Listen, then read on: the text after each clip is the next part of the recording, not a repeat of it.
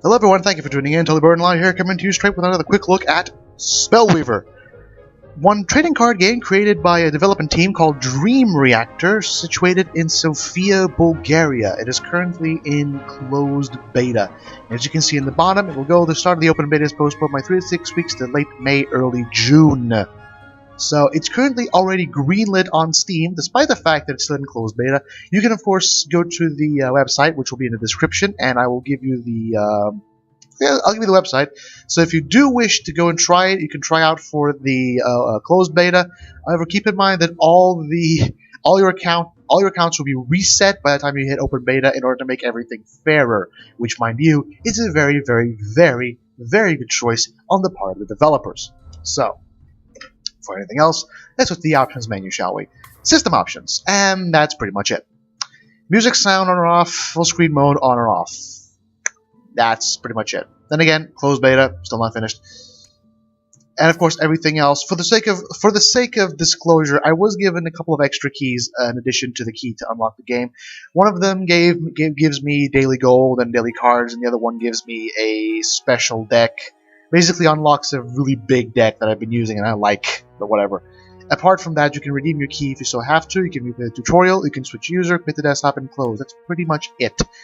Keep in mind that I don't know if you can see my cursor, but if you can see it on the top right, you notice these little icons on the top right. These weren't backgrounded a couple of updates ago, like a couple of weeks ago. These weren't here. And the problem was, when I was given the key, I couldn't find the options menu, and I thought, how the hell am I supposed to quit the desktop instead of... Because you can quit the desktop in the middle of a battle, by the way, which is really... it shouldn't be there, but whatever. I couldn't find the actual options menu, and I was a bit weirded out. I mean, where is the options menu? And then I read the email again with the key, and they said the options menu is in the top right. And I swear to God, I looked there for a good 2 minutes before I realized that they were there, because the icons were faded into the background. Which, mind you, was a really weird choice, but whatever. Now it's fixed. You can, of course, see the leaderboards, which aren't exactly what you would call filled. Then again, keep in mind that there's 25 players online, 25, 26. It's capped out at 30 today. And the problem is, I know it's a Monday, but it doesn't really change a lot. I've never seen the number over 40, ever. Which is very weird. There's not a lot of players playing. You can, of course, see the rewards you can get. As we'll see here, all accounts will be reset, blah, blah, blah. And, of course, an interesting feature, which is the challenge player. So if you know a certain player, you can play the name, and you can wait until they accept or deny. And that's pretty much it. Of course, you can go to the Facebook page or the forum, you can visit the card database, you can report a bug, or you can get some quick feedback. Now, in terms of the actual monetary thingies, there's two types of money. As you can see, you have your coins, which are standard issue money, and you have the crystals, which are, I believe, your premium-ish things. Now, if you go to the marketplace, let's go to the marketplace here, you can either get more gold or get more crystals. As you can see here, crystals are a bit expensive, especially I think if you compare them to if you compare them to gold. Crystals are a hell of a lot more expensive, but then again, I'm assuming that's the premium-ish currency. However, I do believe that maybe it's because of the key I was offered. I don't know. They didn't specify it, I think. But I did start with some crystals, and I think there's a handful of quests that give you crystals. So I don't. If you want a lot of them, you're gonna have to buy them, but small amounts are available here and there, I believe. Now, let's look at everything else, shall we? Let's look at the marketplace again. You can, of course, see the featured items, which don't exist. You can see the various packs, as you can see here, which, of course, give you the information, like this on this one. Contains 25 primary shrines. You can see the small pack contains blah, blah, blah, blah. The normal pack contains blah, blah, blah, blah. The box contains 12 normal packs at a discount price. Which is a discount price if you think about it. Otherwise, you're paying 1,000 instead of 1,200. That's pretty much it when it comes to the store. Not a lot of stuff. It mostly is just cards. The thing is, as you play, and the more heroes you unlock, and keep in mind, I've unlocked all the heroes, all the heroes in the special decks. In your normal play and in your questing, which you will see eventually, you will get enough cards to have enough to play. So you don't really need to buy these things unless you really want to have a huge ass deck and want to minimize and want to munchkin and min-max everything. You can, of course, go into the starter decks, as you can see here.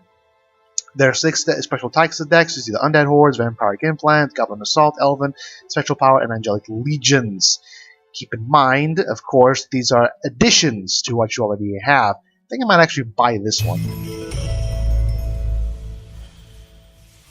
Okay, there we go. And of course, you have the closed beta, as you can see here. Beta pack, beta pack, beta pack. Yeah, I'm assuming, yeah, only available during the closed beta. So I'm assuming that a lot of these things are going to be locked behind either really huge and much bigger coin walls, or just going to be premium altogether. I don't know, maybe. Again, I don't know. I'm actually going to buy this one. Ah, wonderful. Now, of course, okay, right. Of course, you have your collection, which allows you to specify what you want. Creature spells, artifact shrines, or all, of course. It's default to all, obviously. Favorites, new. This, of course, shows you your, pardon me, what you have already purchased. I don't exactly have a lot. I haven't played that much. Just enough. Actually, I played a lot more than this, except I sort of forgot to open the packs until I realized, oh wait, I have a bunch of normal packs. I just opened them all at once. Then, of course, we have packs and extras, which I can't click on this. I'm assuming they were added directly, so I'm assuming I just had to go into the actual deck and use them. You can, of course, specify, as you can see here, common, uncommon, rare, and epic.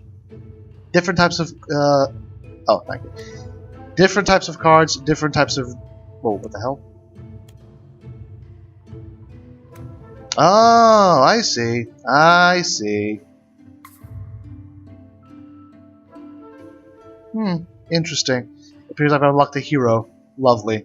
Actually, I unlocked 2 heroes. Oh, I unlocked this one at long last. Oh, this will be fun. Anyway, that's the whole point. Market collection allows you to see the cards. Marketplace allows you to buy stuff. And of course, the heroes section is where you go ahead and see exactly what you have. Now, keep in mind that these 6 I unlocked normally. These 2 I happen to just buy, apparently. Amazing. And of course, if you want to edit your deck, you go here. Now, one of the good additions to this game is the fact that you aren't constrained to your specific deck. So imagine, this is the Corruption Undead Hordes deck, essentially. I have these nifty little things, bunch of undead bullshit. So, I'm going to pack a bunch of undead bullshit. As you can see here, I have 66 cards. You're not constrained to them. So if you so desire, you can pick and choose specific cards from every other deck, regardless if they're creature spells, artifacts, or shrines, and you can just add them to your deck. I don't even know if there's a, I don't even know if there's an actual limit, like upper limit. Of course, the more cards you have, the more difficult it is for you to get a specific card. But apart from that, the game also appears to encourage you to pick and choose, because keep in mind, I gotta show you something here, like the Dread Knight. It needs, notice the symbols. It needs 1 corruption level, which I will explain later, and then 1 any other level, which means that you can have shrines that don't belong to you and get levels in something else, which will then allow you to cast spells and use cards from something else. So in a way, the game does in fact basically tell you, go ahead and feel free to min-max. Which, in a way, is good, because if you really want to get into it and see what cards complement your other cards and really get into the game as it is, you can perfectly do it. However, if you don't, and if you just want to stick to your specific type of creatures, it's perfectly fine, because you still have a huge selection. I mean, for God's sakes, what is this? Jesus. Alright. That's... holy crap. Okay. That's it. Only 1 copy of a legendary card you own can exist on the field. Oh, lovely. And I have 2 of them. I'm just going to add these all. What does this do? Put a creature from your graveyard onto the field. Oh, lovely. That's actually quite useful. What does this do? Yeah, Blood Witch Harpy. Not going to play that ever, but whatever. What does this do? Flesh Sculpture. Whenever another non-summon creature you control dies, summon a zombie. Oh, yes. Yes. What does this do? Midnight Feast. Put 3 creatures from the enemy hero's graveyard shuffled on the bottom of the hero's deck. Put a mind emerald on that many allied zombies. Lovely. Enemy creatures have -1 SP to a minimum of 1. As you can see, the Undead Hordes deck is pretty much all about both undead and destroying the enemy's ability to function. Ooh, nice. This is do, Flash of Deliverance. Holy crap! 7 cards! The decay, of course, means you put them straight from your deck onto the graveyard. Demon cards cost you 1 less to play at the start of your turn. Dark Pearl gains use. Oh, lovely. Wow. Cast from hit points. Amazing. And that's pretty much it I have for the I think? Actually, no. Holy crap, still a lot. Ooh, nice. And that's pretty much it. Okay, I think I have all the things. This is going to be the deck I'm using. I very much like the Undead Hordes deck. So let's get to a battle, shall we? Now, before I do that, this is pretty much all it works. There's 6 types of aspects, and every aspect has a small area of the map, as you can see. And every aspect, of course, has daily quests and special quests and whatever the hell. As you can see, when I activate it is win 2 friendly or ranked games for 250 gold. I'm not going to do that with a player because otherwise I can't explain it to you properly. And of course, you have the non-specific ones, which is this, with 6 friendly or ranked games with the minion hero. See, it gives you 50 crystals. Not a lot of crystals, but it is possible to get crystals. So you just need to grind and grind and grind. In other words, just buy them. Anyway, that's pretty much it. You get a specific type of quest. This is, of course, the Wisdom. This is Nature. This is Order down here. This is Rage. This is the Minion up here. This is Undead Hordes down here. I love the Undead Hordes. They're amazing. I love them. Anyway, that's a quick battle, shall we? Now, you can, of course, select this, which I always keep selected. You can select between Friendly Game and Ranked Game. As you can see, give you specific types of rewards, or you can just play against AI for a minimal reward. Now, at the beginning of the game, you, of course, draw an initial 7 cards. And, of course, you can choose to go ahead and draw again. However, if you draw again, you keep the second drawn hand, period. Alright? You don't get to pick again. However, considering I have a Corruption Shrine and I have this one... Ooh. Nice. I'm going to keep this one. Okay, I have 20 minutes. Now, the whole point is, there's a couple of things you need to pay attention to. First of all, this is a hero, this is enemy hero. 2 things you have to consider, level and mana. Let's go to the Shrine. The Shrine is one of your main cards. When you take a Shrine, you have 2 options. +1 corruption level or +1 mana +1 card. If you go to this one, because it's a special spell card, you get +1 mana or gain a skill, which is a skill that's up here, down here. And of course, you'll notice that these things have a specific number of icons on the left. That means the level that's required for them to be played. So for instance, the Noxious Fumes need 1 level in corruption. So let's do that. 1 corruption level. 1 level. However, this one requires a corruption level and an any other level, which of course means I can still put another corruption level, blah blah blah. That's pretty much how it works. However, I only have 1 mana. In order to play most of the other things... Actually, in order to play pretty much anything except 1-cost fucking cards, you need to sacrifice your shrines or your special spell cards, like this one, to get +1 mana. And you get more and more mana and more mana until such a point as you have enough mana to overwhelm the enemy. Now, of course, you also have special abilities. For instance, I have this one. Creature gets -1 speed point until end of turn. I will explain this to you right now. The enemy has this one. Thorough Study. Draw a card, 3 mana. All the purple numbers, purple hexagon thingies, are the amount of mana you need to either play the card or use the ability. It's actually quite simple. Use the shrines and use the special spell cards. Go ahead and either increase your level or gain more mana and gain cards. Of course, you can see here Divine Offering. What you can do here is click on it and sacrifice one of your cards. So look at the first 4 cards of your deck. This one here. I have 84, holy shit. And if any of those 4 is a shrine, you can put the shrine straight into your hand, which is incredibly useful if you either need mana or levels and you happen to have no shrines on you. Of course, a good strategy is to go ahead and only increase levels when you have to. So if you only have level 1 cards, just increase level 1, increase mana. If you have level 2, get to level 2, then mana, blah, blah, blah, blah. In this case, I'm going to put the Plague Vermin. Now, 3 stats have to take into consideration. Notice the sword. The sword has a 1, and below it, the heart has a 1. That means it has 1 attack, it can inflict 1 damage, it has 1 health, it can receive 1 damage, and it has 2 speed points. Essentially, speed points function exactly as you think it is. A creature with, for example, 1 speed point can't attack a creature with 2 speed points, or can't block an attack to another creature if they're less than speed. Essentially, the more speed you have, the more options you have, because the more people you can engage. In this case, it's a medium 2, perfectly fine. Unfortunately, most of your ability...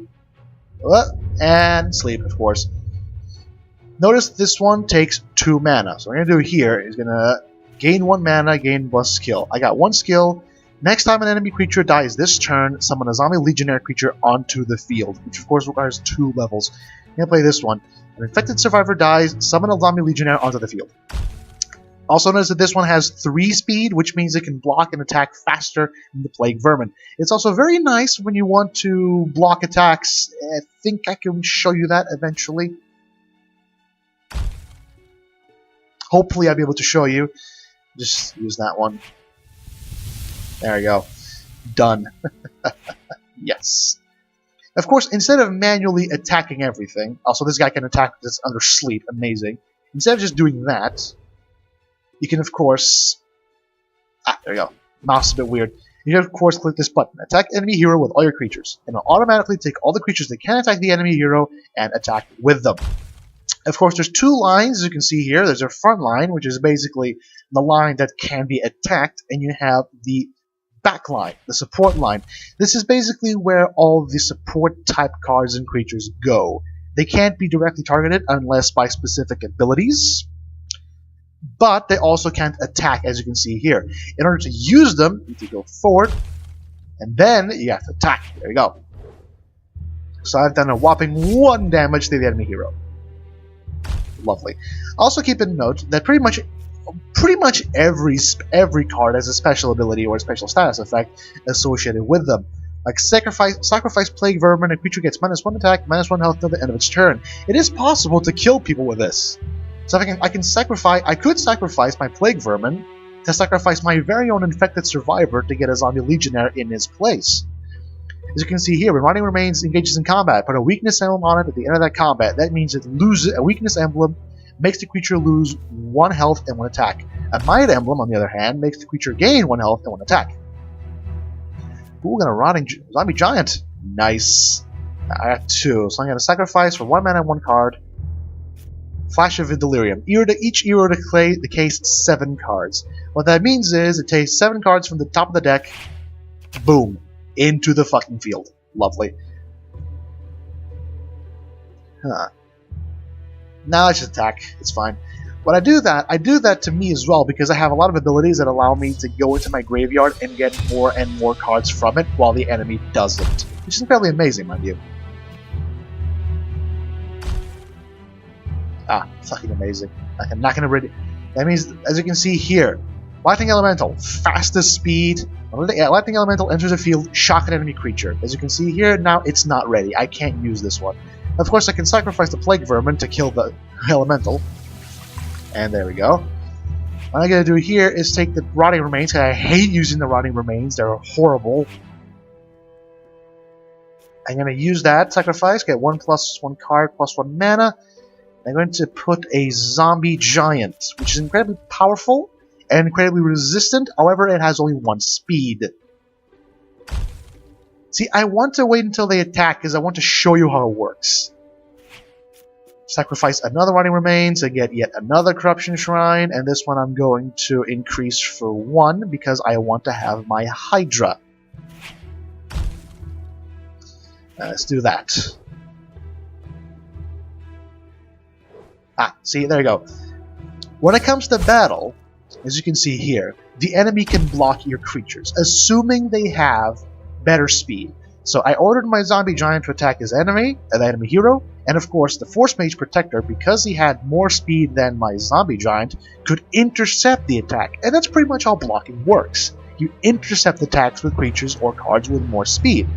Also, he didn't die because put a Shield Emblem on an allied creature. What the Shield Emblem does is it absorbs every last bit of damage.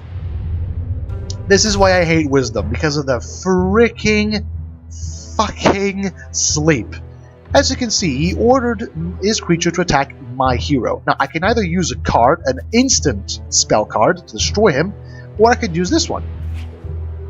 I'm sacrificing my infected survivor. What that means is a zombie legionnaire appears on the field. Whenever another non-summoned creature you control dies, summon a zombie legion. Yeah, I'm gonna do that. Down there you go. Next time an enemy creature dies this turn, summon a zombie legionnaire creature onto the field. Okay. There we go.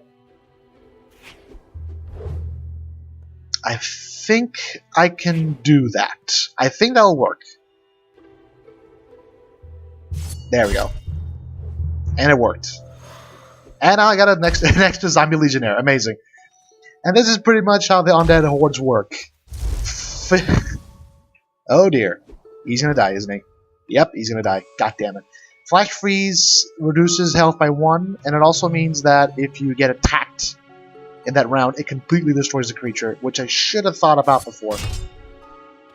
But at least the Lightning Elemental's dead too, so that's something, I guess. Alright, let's increase in 1. Also, one of the things I love, Undead Necromancer. Other zombies you control are deadly, which means that no matter how much damage you do, it instantly kills everything. It's amazing. Okay, actually, let me do that. Put that one over there. Oh, but that doesn't work, because they can't actually attack. Wonderful.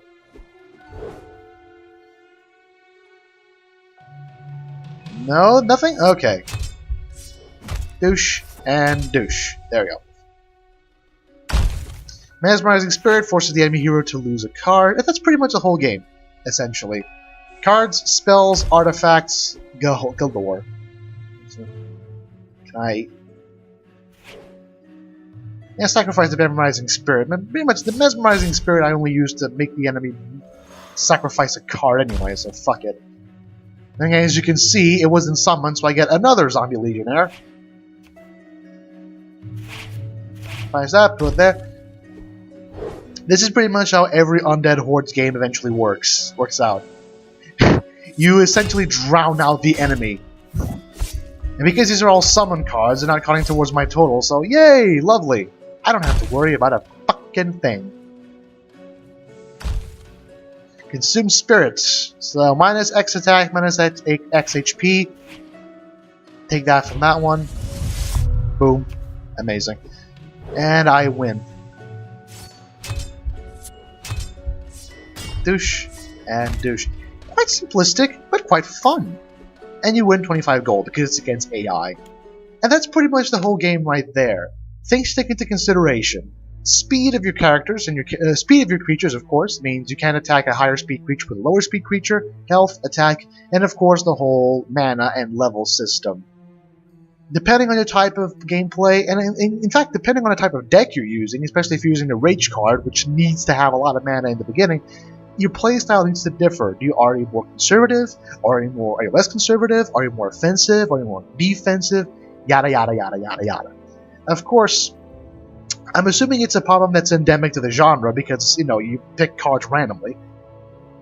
But it is entirely possible for either you or the enemy to end up with a combination of cards that cannot lose. Like, you get a bunch of creature cards, as you saw there. You get a bunch of creature cards or just the right cards, and the enemy does not. And it's literally impossible for them to win. As you saw there, it was literally impossible for the AI to win. And I've been in situations where the AI is in a situation, and it's literally impossible for me to win because I have nothing on my side to win with. Of course, I'm assuming this is a problem that's endemic to the genre, when you can get screwed over entirely by a really, really, really bad draw of cards. Especially the more cards you have in your freaking deck. But that's pretty much it. So if you want to take a look at Spellweaver, go up to the website that I will have in the description. Put up your email, and I'm sure they'll contact you eventually. Or eventually, just wait until late May, early June, and you'll be able to join up with the open beta. And until then, thank you for tuning in, and please stay tuned in to the next video. Goodbye.